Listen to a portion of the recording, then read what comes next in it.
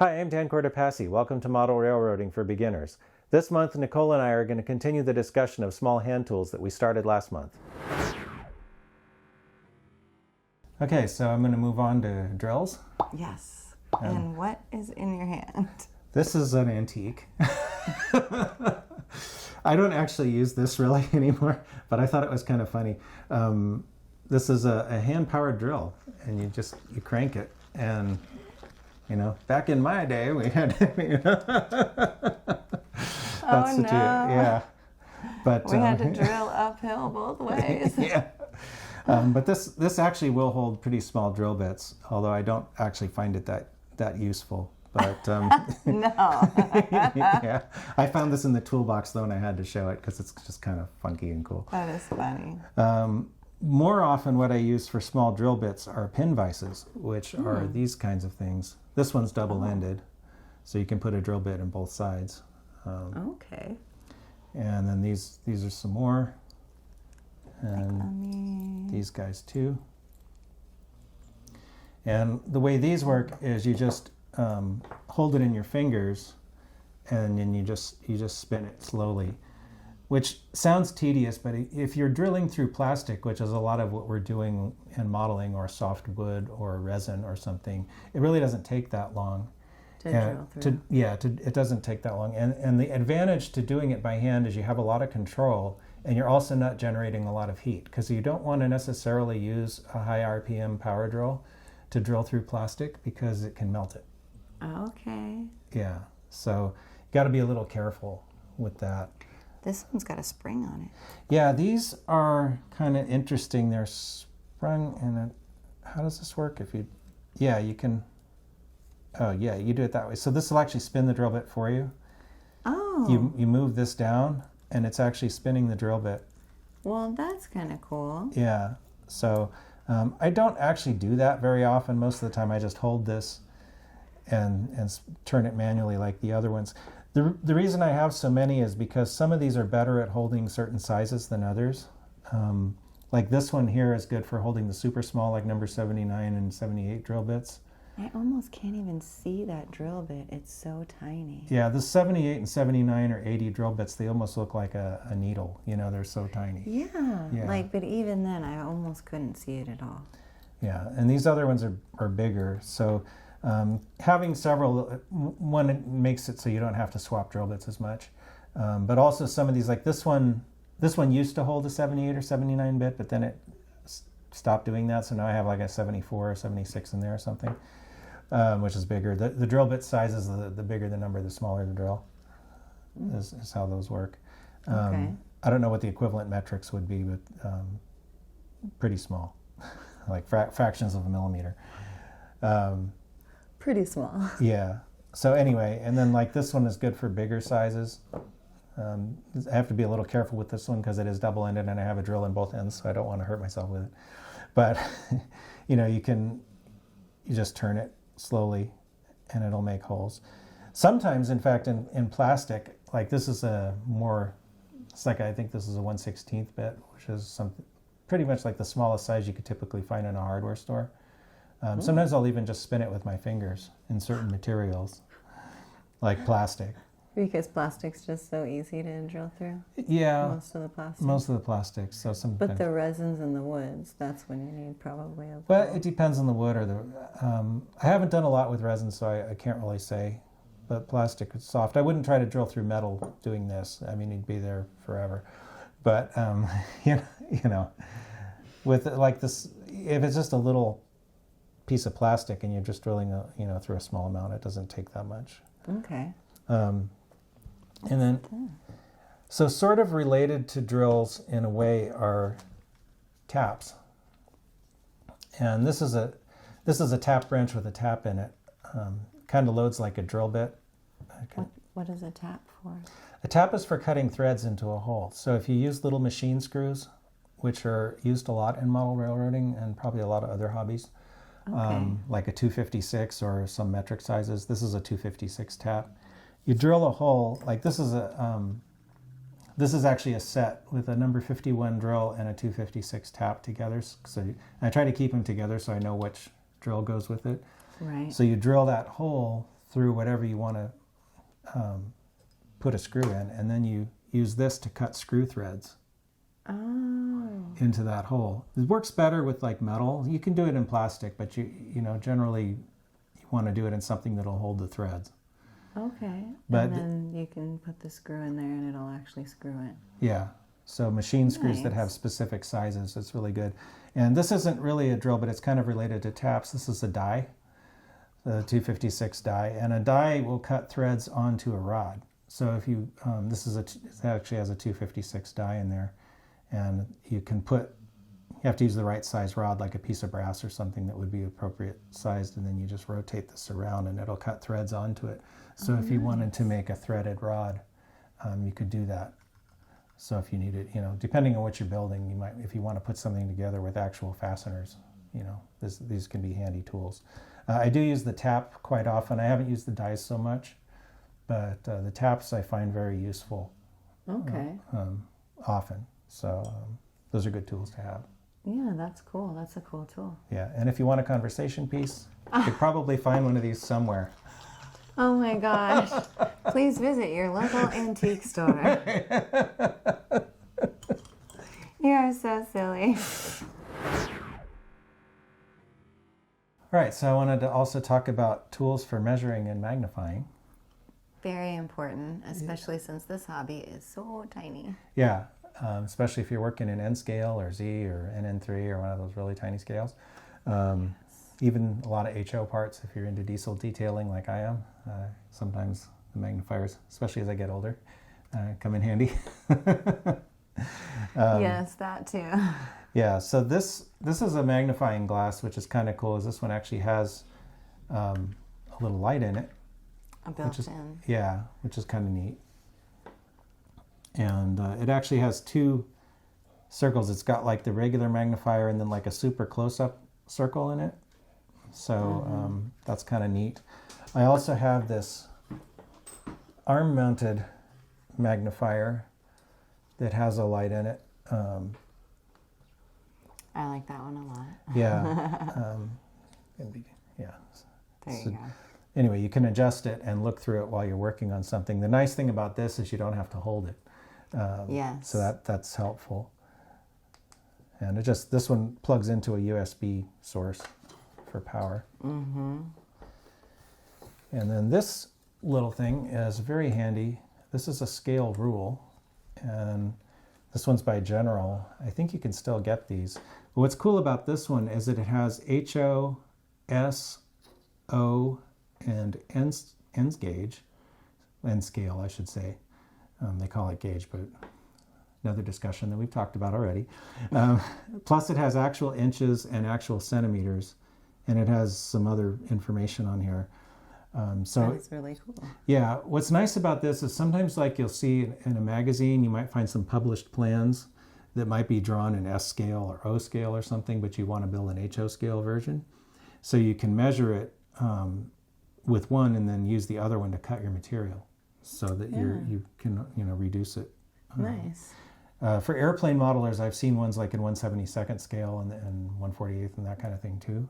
O scale is 1/48th, but anyway, they do have them for other hobbies as well.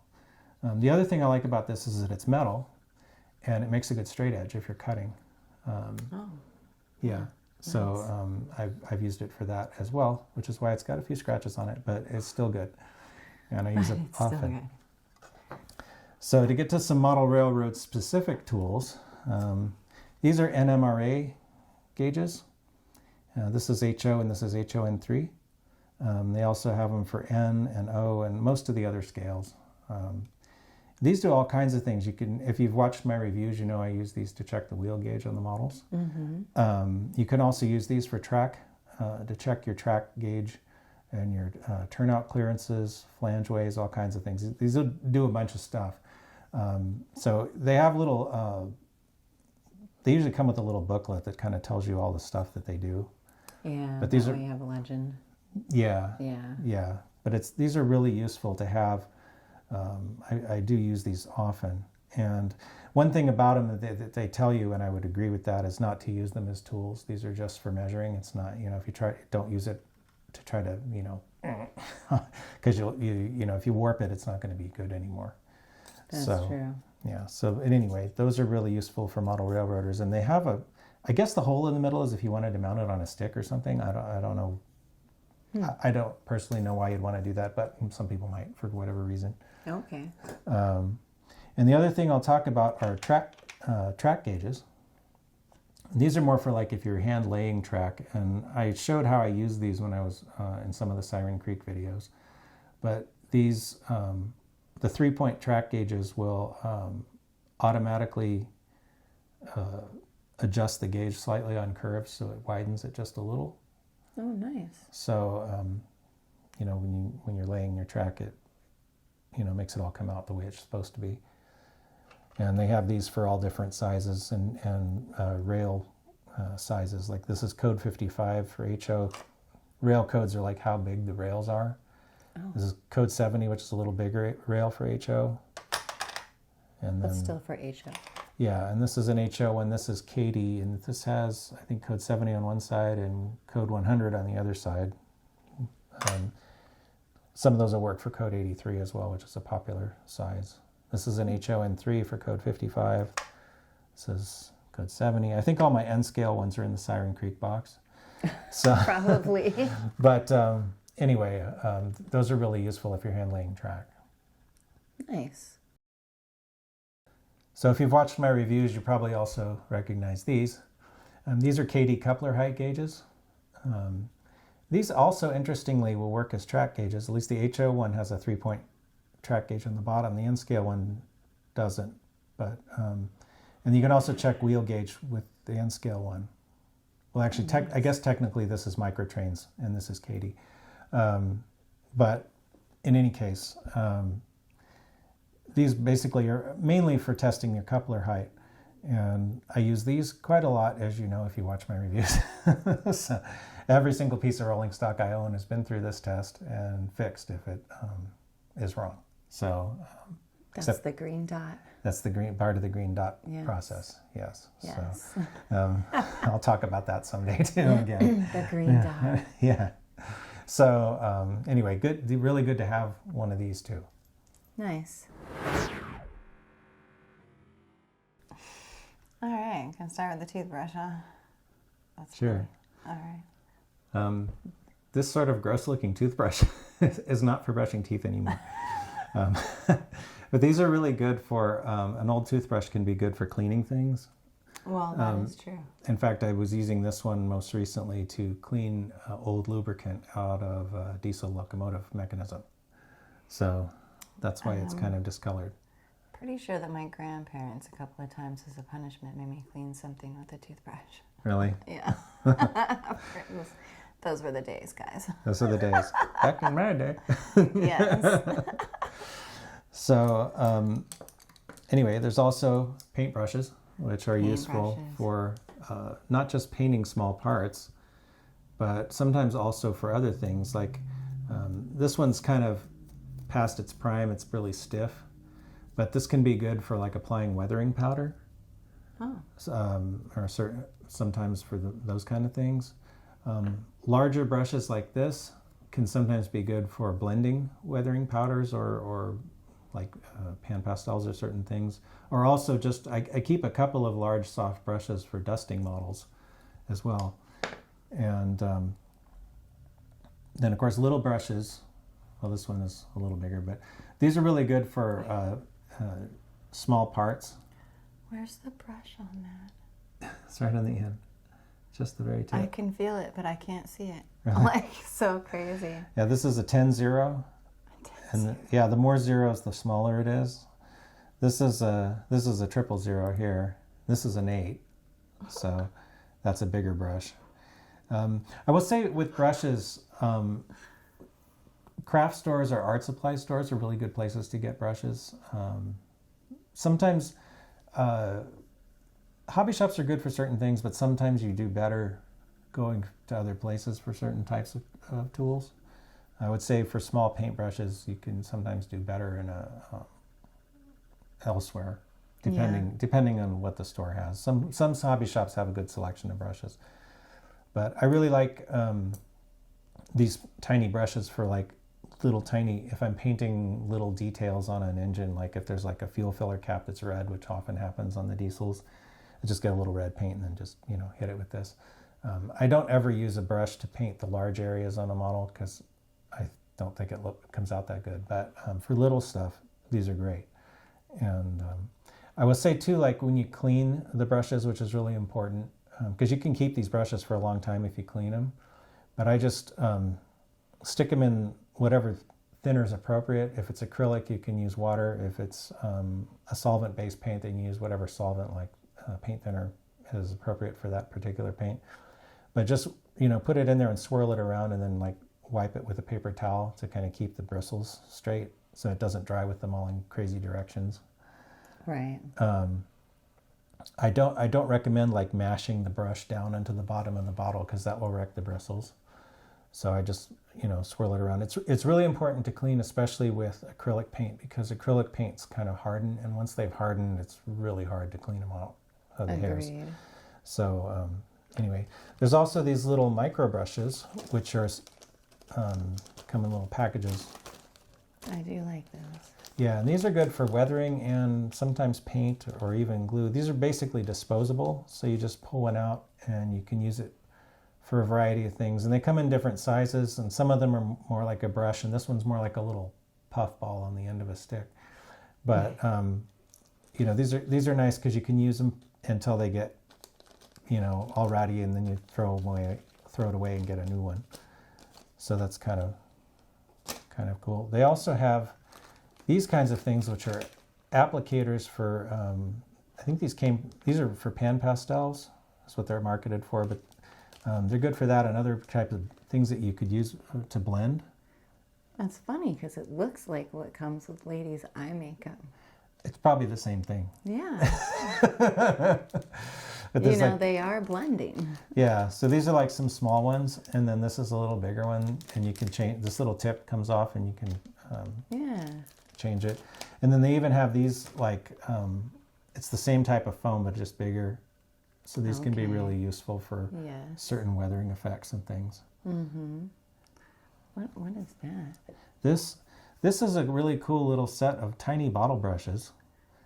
Okay, I did think I was looking at bottle brushes, but that one is so tiny. My goodness. These are really good for cleaning like the airbrush. Oh, I was going to say, like, because that's why you don't have the big brushes, because you do airbrushing for the bigger part. For right. The drains. When I put on the big areas with an airbrush, which I will talk about in another episode some other time, but that's not a little small handheld manual tool. That requires power and compressor and all that. That requires a lot. Yeah, so we'll save that one for another time. But these are really good for cleaning that, and also just any small little thing that would be hard to get other types of brushes into. This one's gotten a little bent because I've used it, trying to clean out the airbrush. But these are really good for that kind of thing. And what's nice is these are on a little key ring, so they don't get lost. That is nice. Which I like. Yeah. So that's pretty cool. That is cool.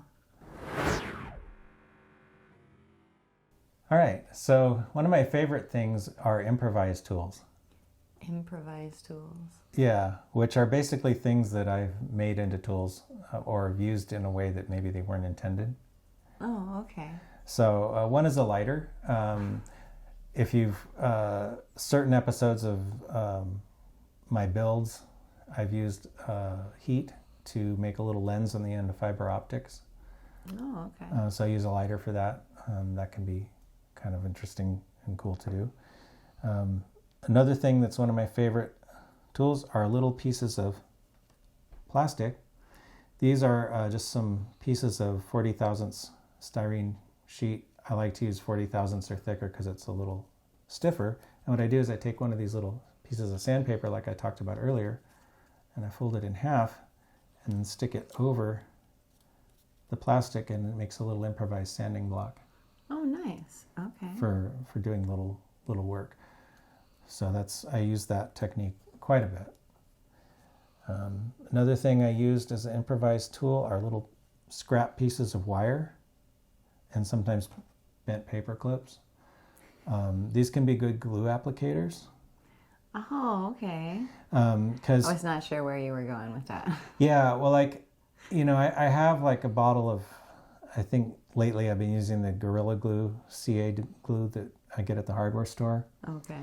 But it's got a really fairly large nozzle on the end, and it's like if you just use that directly on the model, it's going to potentially put this huge blob of glue, which isn't always desirable for modeling. So what I would more likely do is to take that and squeeze a little bit out onto some scrap of something that I don't care about, and then dip this in the glue and just get a little bit on the end, and then use this to apply it to the model. So you have more control that way. Yeah, that's a good idea. Yeah. And the paper clip can also be used for that. And sometimes for putting my little green dots of paint on the bottom, I just stick it in the paint bottle, and then I don't have to clean a paintbrush. Also for painting, I use these. These are pieces of aluminum rod that I think I either got these at a hardware store one time, or I got these off of Amazon. I'm not sure. But in any case, I use these as paint stirrers. Oh. Because I like them because they're smooth and they don't have anything in there that's going to catch the paint, and they're easy to wipe off when you're finished. Okay. But like if you have a little bottle of paint that's been sitting around for a while, you can use these to stir it, and remix it. So okay. yeah, Nice. Best thing is to just be creative, and if you need to make something to help you, then sometimes little things that were intended for some other purpose can make a good tool in certain situations. That is so true. Yeah. I agree.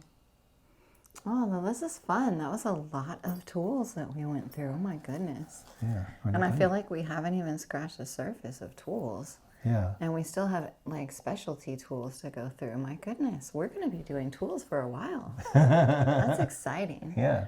All right, this is the last one, which is specialty tools. Specialty tools. I'm kind of excited about what specialty tools means. All right, I'd like to finish this video talking about some specialty tools that are more, well, most of these apply to model railroading, but they also could apply to other things, I guess, some of them. One is this little uncoupling tool from Katie. If you don't use the magnetic uncoupling that Katie couplers have, you can use this instead. And it's got a little basically sharp thing on one end, and then a slightly more like a shovel-shaped thing on the other end. Okay. And basically you stick these between the couplers and give it a little twist, and it'll uncouple the cars. Oh, nice. Yeah. So that can be very useful. You may have also seen me using a red one of these, which is slightly broken, as a pointer. So you've seen that in a lot of my videos, I'm sure, if you've been watching. Yeah. This is a RaIlroader. This is really old.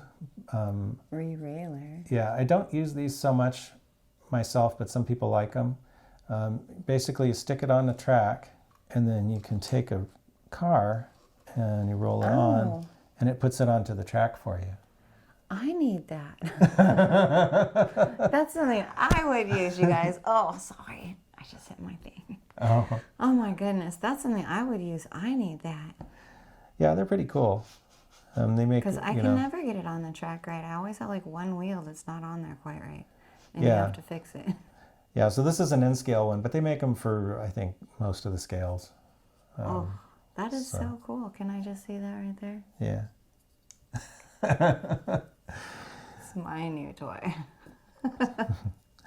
So this little thing is a hole punch, which it has different size tips. I don't know where the rest of them went, but if you have certain soft materials like plastic or thin plastic or wood, you can basically take it on a suitable surface, of course, and then take a little hammer and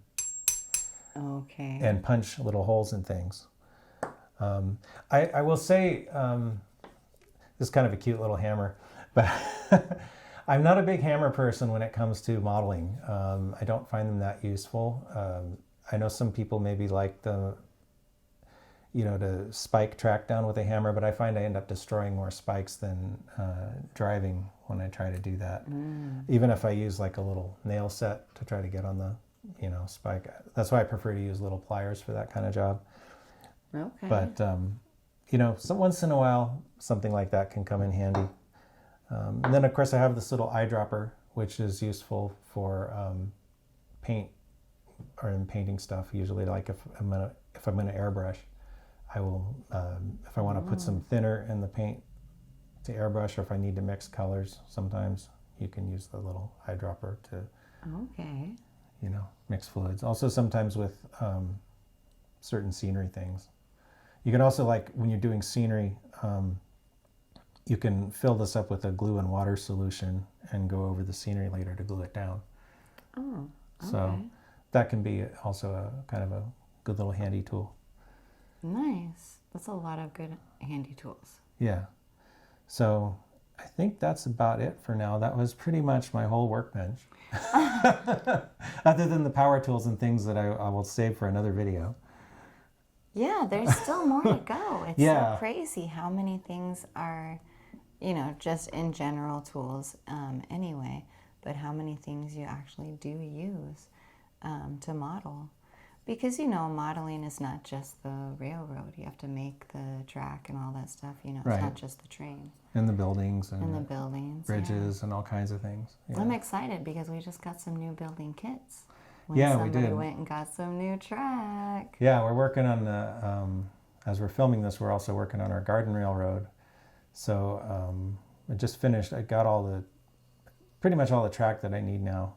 And we got a little depot and a little basically tank car loading platform.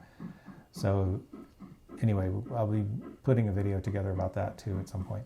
So I think that's going to be pretty cool. And my goal is to have it running before our Halloween maze because it's in the area. So it's got to be part of that, as well as just being there all the time.